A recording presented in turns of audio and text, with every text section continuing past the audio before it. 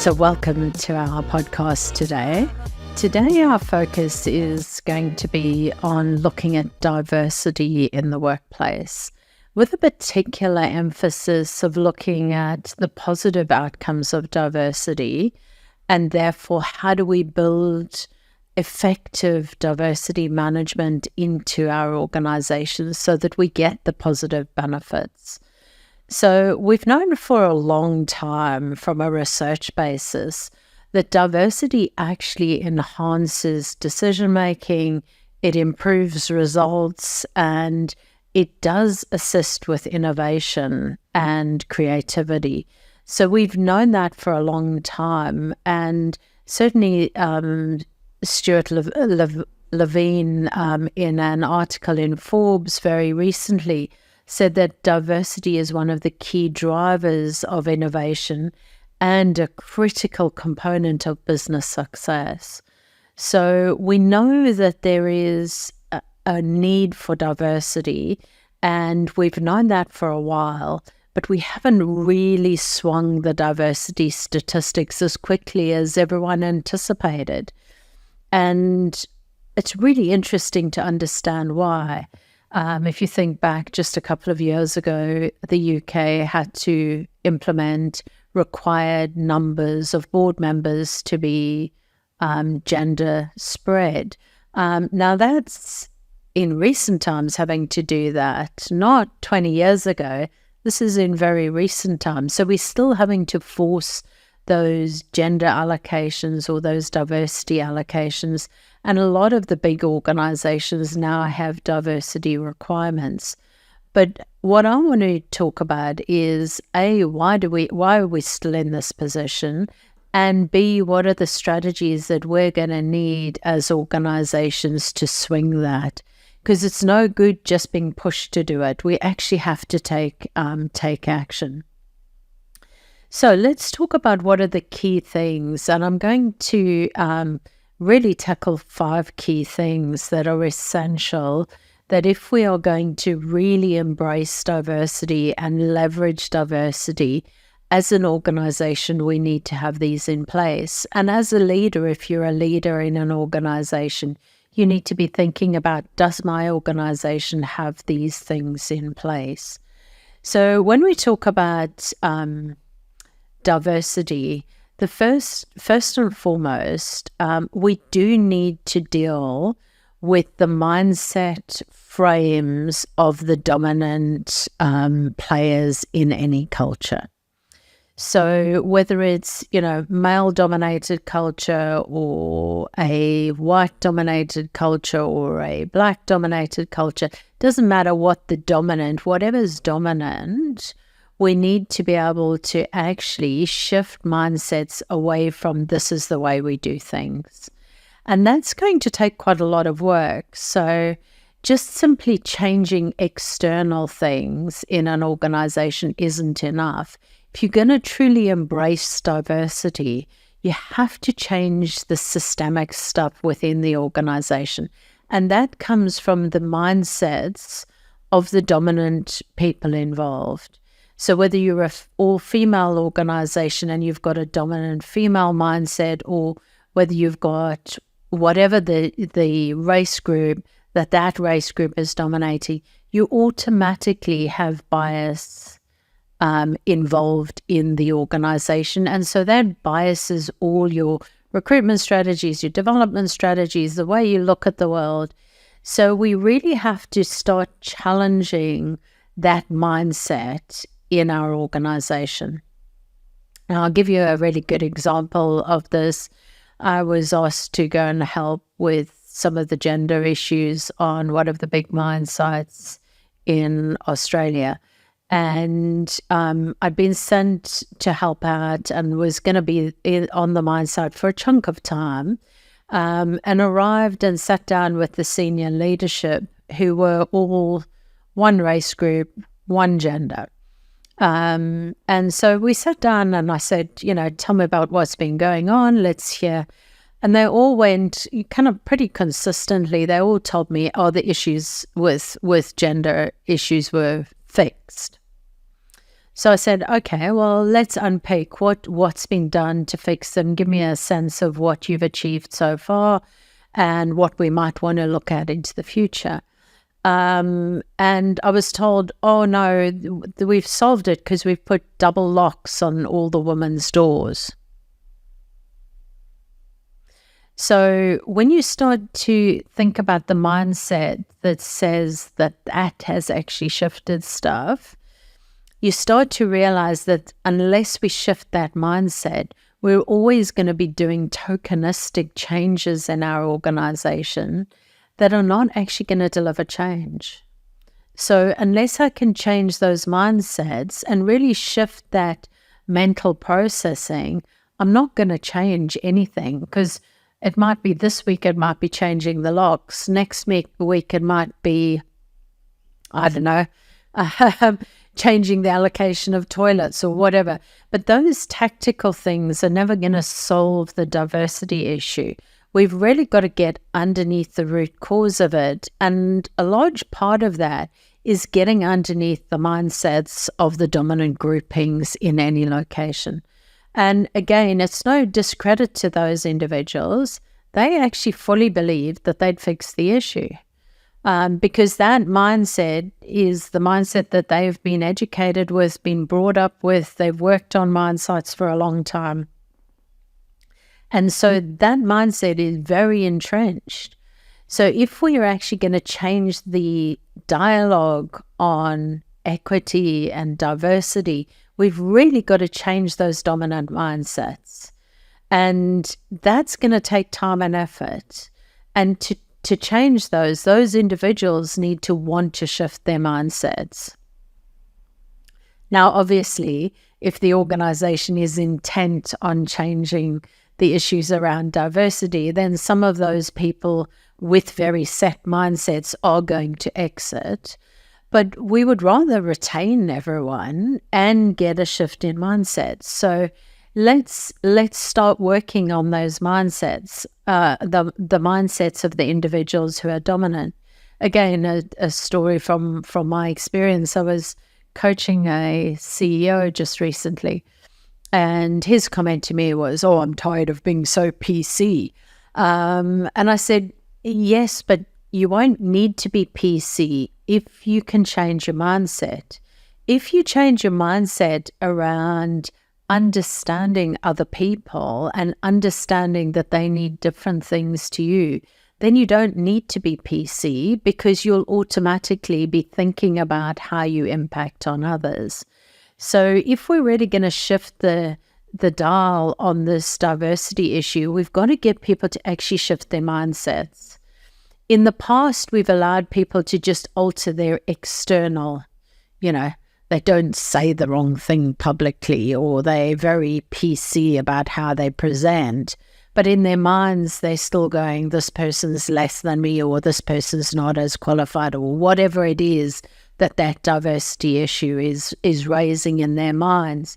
And so we really need to start to move to a time where people have to own their own mindsets, rather than going, oh, that's just how I am, or, I'll change the external, but I'm not going to change the internal. Again, I see a lot of behavior in my work, and some of the behavior I see around organizations is just horrendous. But it's because the mindset hasn't changed. People might have changed, they might just walk around and go to a different person, but that's not actually changing the inclusion and diversity. That's just changing, I'm going to avoid that person because they're too difficult, or I don't know how to talk to them. So we really need to get into this mindset change, and really that's the only way we're going to get diversity and inclusion really shifted. Seymour Epstein, who's one of the major researchers in this space, he talks about constructive thinking, and constructive thinking is the cornerstone of getting rid of unconscious bias. If you can go into your brain and reframe how you see people, you can suddenly have less angst, less negative impact on them, and you will have less negative repercussions from that. So that's going to be more generative towards getting diversity and inclusion working effectively in the workplace. Now, there's a lot of talk and chatter on various platforms about microaggressions. So we really need to deal with that in talking about changing mindsets, because microaggressions come from when someone's tried really hard to suppress their views on someone and tried really hard to, I'll say all the right things. Unfortunately, what happens is it still generates unconsciously. And that's when we get these microaggressions, these little put-downs, these little exclusions, these little ways of working that make it more difficult for others. And microaggressions are not going to be tolerated in the workplace anymore. So we need to help people to actually shift their mindset, because just shifting your external behavior it's not adequate anymore. If you still got in your mindset that you're better than someone else, whether it's race or sex or gender or sexual preference, doesn't matter. The minute you think you're better than someone or that they are less than you somehow, you are going to behave, you're going to deliver microaggressions, you're going to behave in ways that are inappropriate. So we actually need to fix our mental processing. Now, the brain is incredibly manipulative, can be incredibly well manipulated. So we know about neuroplasticity. Neuroplasticity has been written about quite a lot in psychology now. And so we know that the brain can be altered. So there is no excuse for someone to say, oh, sorry, that's just me. I can't change who I am. That's actually a choice not to change. So the idea that people can just go, oh, I've got unconscious bias and I'm going to stay with it is wrong. If we want to really change the diversity agenda and the results from diversity and inclusion work we're doing, we need to get people to shift their mindsets. And that takes a lot of work on the individual's part. But once they've shifted it, then the behaviors won't be a problem. Because when they behave inappropriately, they'll be aware and they'll actually ask for forgiveness and not do it again. The problem is when you don't change your mindset, the behavior will continue. You might be able to kind of stem it for a chunk of time, but you're going to go back to it at some point. So when we talk about embracing diversity and inclusion, we need to change our mindsets. It's a huge piece of work for people to be doing. And I think just to be respectful to other people, I don't want to carry in my head stuff that puts someone else down for no reason, whether it's because gender or race or difference, doesn't matter. They have a right to be treated respectfully. And so I think that if we can go back to that, the days of actually being respectful to each other, then we would actually make the effort to change our mindsets and shift our minds. If you're not prepared to do that, then I think you should question whether you can fully contribute in an organization, because there are very few organizations that don't have diversity. Unfortunately, there are still some organizations that are very lacking in diversity. So I was with a group, probably about 3 or 4 months ago, and we had a group of I think there were about 15 leaders in the room, and every single one of those leaders, bar one, had the same personality traits, exactly the same personality traits. So what had obviously happened is they just kept recruiting the same type of personality trait. And so in that group, the part of the reason I was working with them was that their team were really annoyed with them. They felt like they were just constantly treated in one way. There was a lot of dissatisfaction around the organization and the team. And it was all because they were so rigid in their mindset They couldn't look at anything differently, and yet they had a team that were diverse underneath them. So you had absolutely no diversity in leadership, but a very diverse group underneath them. And so you had this real disconnect between the two. And it took a lot of work to actually work out how we were going to maneuver through that. And over time, some of the players got moved around and some more diversity came into the group, but really challenging. And that's just on a personality domain. That's not diversity of any other form. So diversity exists in the workplace, and we need to actually get our mindsets, we need to shift our mindsets in a systemic way. The second aspect that it requires attention in the workplace if we're going to really embrace diversity and inclusion and get this piece in our organizations right is the leadership of diversity and inclusion. Now, the leadership behaviors in this space really need to shift towards actually making diversity part of everything that's done. So when a team is chosen, we choose a team of diverse personalities, diverse backgrounds, diverse skills, and we actually leverage that team for its diversity. It also means that as leaders, we have to actually push ourselves to recruit people who are different to us, which is a challenge because we naturally recruit people who are like us. And so it really challenges us to recruit outside of our norm. And I would say that this is one of the key things that leaders need to be doing. You need to be recruiting a diverse group of people around you. But then you can't just stop at that. Then you need to actually create an environment in which that diversity flourishes. Because let's be honest, diversity can lead to conflict. Because if you have two people who are super different, chances of them going into conflict are higher. So diversity doesn't necessarily lead to good outcomes unless we actively manage it.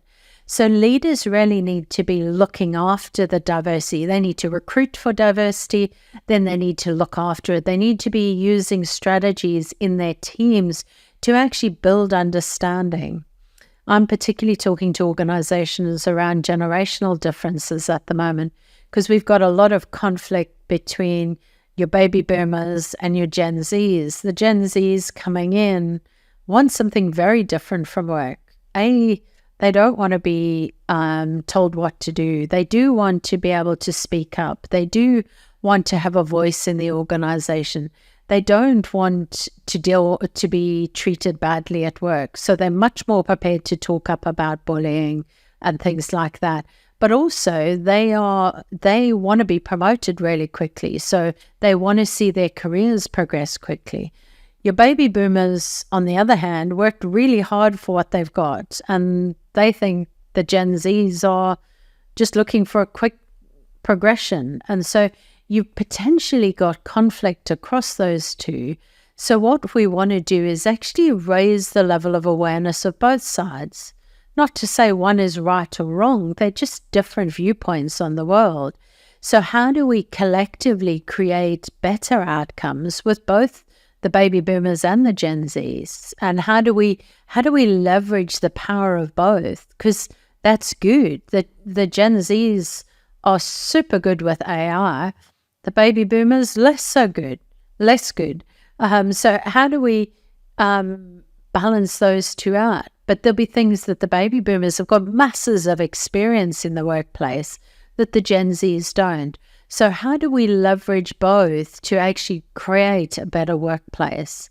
And again, that's just one dimension of diversity, but super important at the moment because the Gen Zs are now 5% of our workplace and they're climbing, whereas the baby boomers are actually in decline. So we need to actually put in place, leaders need to put in place strategies to help the different, anyone with any difference to understand each other, to get to know each other. So any form of, constructive ways of holding discussions to better understand each other is going to help. But leaders fundamentally need to be brave enough to speak up and to tackle bad behavior that is a breach of diversity and inclusion. Even those little microaggressions, we need leaders to actually tackle them. We need them to call out behavior that's not acceptable. We need them to actually step up and be held accountable. And even when it's uncomfortable, we want our leaders to step up and actually hold the organization to account. Unfortunately, for too long, people have tolerated behavior in the workforce. If any of you have watched my podcast with Jacqueline McGowan-Jones, where I talked to a lady who's a very senior Aboriginal lady in the government sector, and she talks in that podcast around the challenges of the racism that she's experienced over the years in organizations, and how people have treated her, even up until very recently, where someone walked out, behaved really appropriately in an open forum. Now, if that's her experience, then that's what people are experiencing every day in our workforces. But they're not speaking up enough. And Jacqueline said, in the early days, she wasn't sure about herself, so she didn't speak up. Now she's more comfortable speaking up. But if our younger people are not comfortable speaking up about discrimination and bad behavior, our leaders need to help them and do that for them. If they come to us, we need to take it seriously. We need to actually handle those issues and learn how to really generate good conversations around how we deal with things. So from a leadership perspective, there's a lot of work to be done. So the third area that we need really strongly built in our organizations is open communication and really open dialogue around differences. Now, I know that's hard, and I know you'll all tell me that you haven't got enough time, but if you don't make time, you're not going to get this right. Diversity and inclusion does not just simply happen in your organization. You have to have open opportunities for people to talk about their diversity, how it affects them. You have to allow for dialogue between diverse groups of people. You have to allow the Gen Zs and the baby boomers to sit in a room together and actually have those conversations. And it's really important. The onus is on the organization to provide those forums.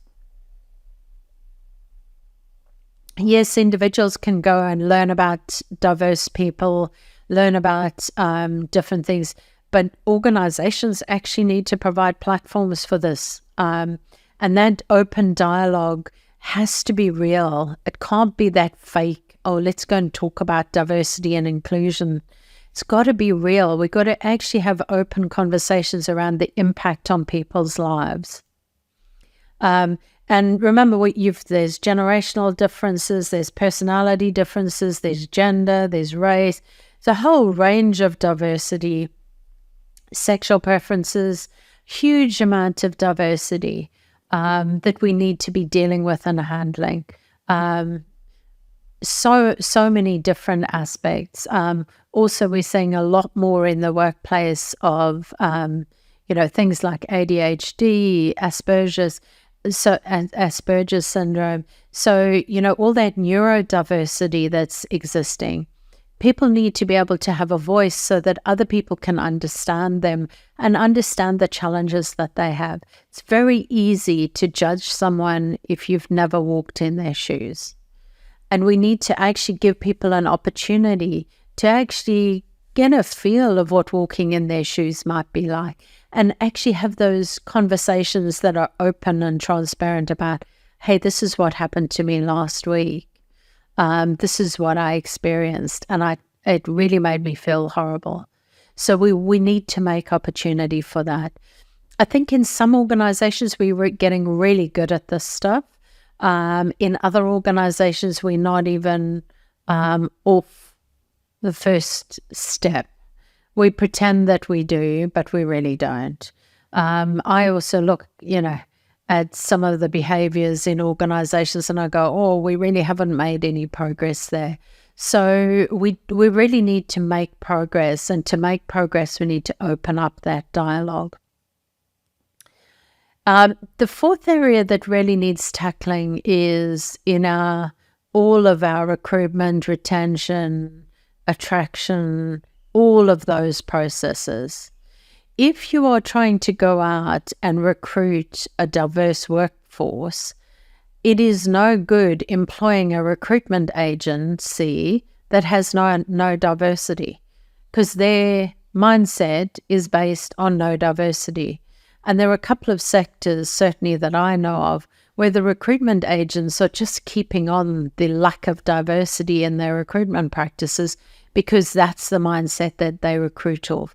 So we really need to challenge the mindsets of our recruiting teams, of the people who are going out, agencies that are going out on our behalf if we're using agencies externally.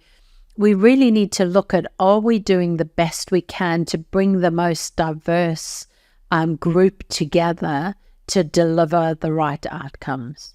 So that, for me, is hugely important. We've known, we know that a diverse workforce actually brings better business outcomes and better business results. So let's recruit for it. Let's promote for it. So when a promotion comes up, we should look at, whether there's an opportunity to actually bring someone who's diverse in. If there are two people with the same skills, then why not give it to the person who's diverse? I'm not saying that you necessarily want to recruit specifically for diversity, because then that looks like tokenism, and quite frankly, the person doesn't want the job. So we need to actually be thinking, if I've got 5 candidates and they're all skilled, which is the most diverse of those 5 candidates that's going to bring some difference to our team? So if I've got a whole team of females, is there a male in that group? Or if I've got a whole group of white people, is there someone who's of color who I can bring into the team? So we want to be thinking about that actively. As I say, tokenism does not work. So do not walk away thinking I'm saying use tokenism. I am clearly saying that we need to get better at having diverse mindsets in our recruitment process. So if you've got a panel, make sure the panel's diverse. Don't use a panel that's all of one type, because then you're just recruiting through a mindset that's the same. So when I say diversity in our recruitment processes, that's what I'm meaning. I will say, though, that in some sectors, and I say this with caution because I know it will get a reaction, in some sectors, quotas are the only things that are going to work. As I said earlier, the UK went to quotas for board level roles because it was not working. Years on, we were still in the same place in terms of recruiting. So there are some sectors that are now defining quotas, and they absolutely have to, because they've not managed to make a shift in diversity by just trying to do things right. So I do believe in quotas in the right context. And look, that's taken a long time for me to get to that point, because I was always averse to doing quota type of allocations of people. But in reality, when you've got a single mindset or a single group that has dominated for so long, if you don't bring in some quota allocation, you're really going to battle to swing the culture. Doesn't mean that there are not other things that need to change as well, but sometimes quotas do work.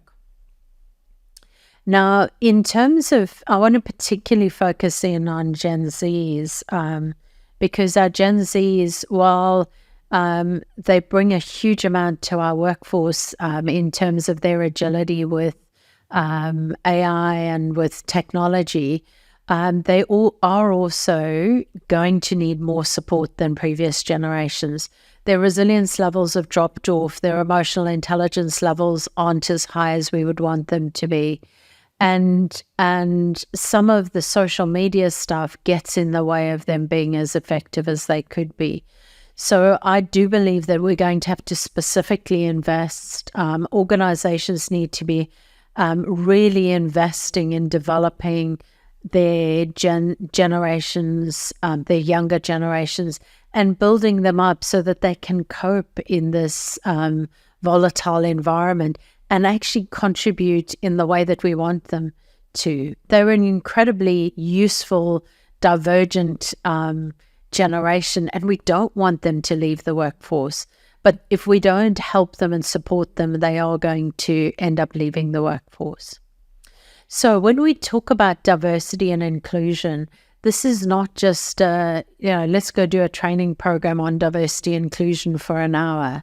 That's not what we're talking. We need to actually systemically change our organizations so that diversity and inclusion is part of our core business, that we actually openly know that we're going to look for people who are diverse, that we actually openly deal with diversity issues in the workplace, that we get people together in groups. We cannot just hope that diversity and inclusion will improve.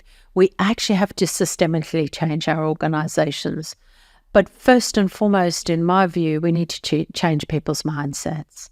If we don't change people's mindsets, particularly those who are the dominant grouping in any organization, you will not get a systemic change in the way diversity and inclusion is done in your organization. So I encourage you, if you're a leader and you are in an organization where you have the capacity to leverage diversity and inclusion, go grab it with both hands. If you're in an organization that doesn't have that, then do it in your team. Recruit people who are different into your team and prove to the organization how incredible it can be and how innovative and how much better decision-making can be if we bring diverse people together. Really important to keep pushing these boundaries. I do believe that in the last 5 to 10 years, we really have changed the dialogue around diversity and inclusion. And that's super exciting because we're starting to see people stand up to bad behavior in the workplace in this space. And that's a really good thing. The Me Too movement has shifted the discussions on gender, and the Black Lives Matter has shifted the discussions on racism. So we are seeing these changes, but let's keep pushing them in our organizations and driving that change and finding a new way of bringing diversity and inclusion into every aspect of our employment and our work lives. And thank you for joining us for our podcast today, and we look forward to talking to you soon.